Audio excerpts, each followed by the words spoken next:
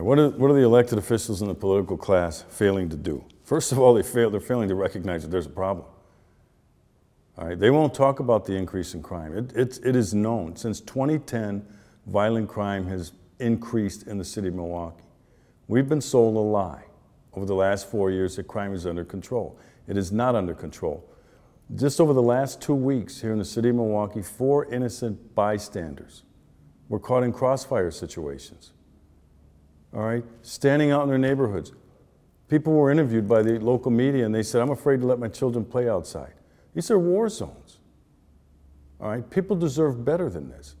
But again, one of the reasons why these perpetrators so brazenly during daylight hours get involved in shootouts in residential areas, there is no fear that the police are nearby. And that's no fault of the police.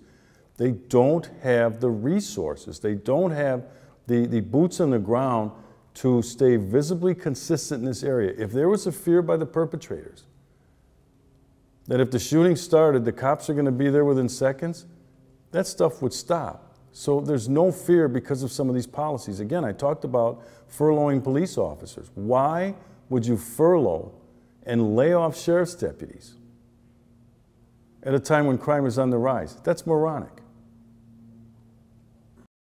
So what is the political class doing that's inhibiting law enforcement's ability and chance of being able to beat back this crime wave?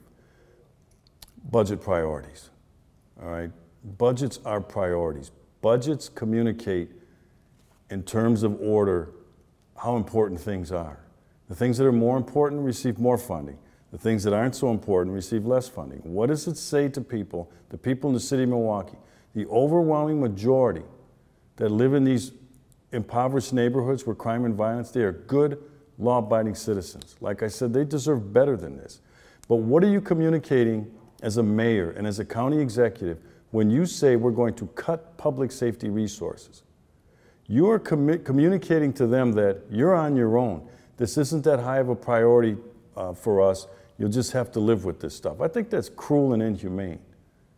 All right, the number one priority of any level of government, whether it be federal, whether it be state, whether it be local, is to secure the personal safety of your citizens.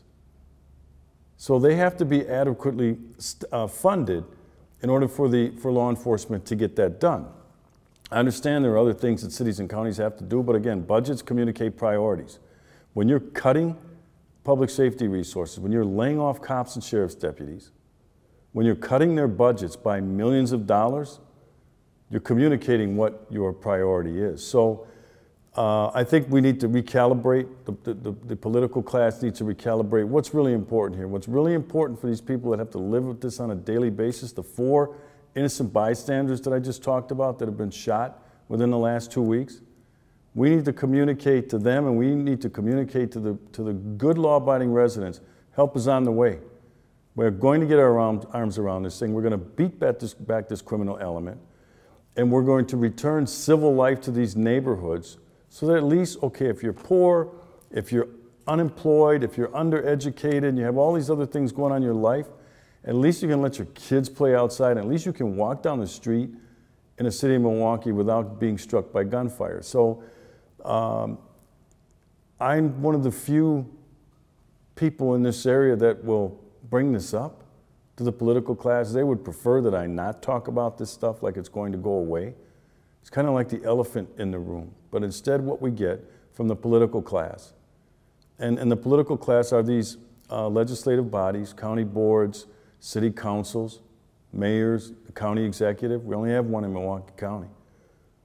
All right, they're wallpapering over this stuff with slogans, with stop the violence rallies, with ceasefire Sabbaths. Okay, those are platitudes, all right, with gun buyback programs. That stuff doesn't work. The only thing the criminal understands is the full force of government. And if you're not communicating that, because they're listening as well, I'm telling you right now that when Tom Barrett announced he was furloughing 1,500 Milwaukee police officers, and that County Executive Abley was laying off sheriff's deputies and cutting my budget $18 million over 2 years, they had to have thought they hit the lottery. There had to be dancing in the streets from these criminal gangs, from these drug dealers, and these other perpetrators of crime and violence that the police have kind of given up, the political class here has given up, and they're not going to give the police agencies the resources that they need to hold us back. So we're going to have free reign, and we're seeing it play out right now. Just look at the crime rates over the last 4 or 5 years.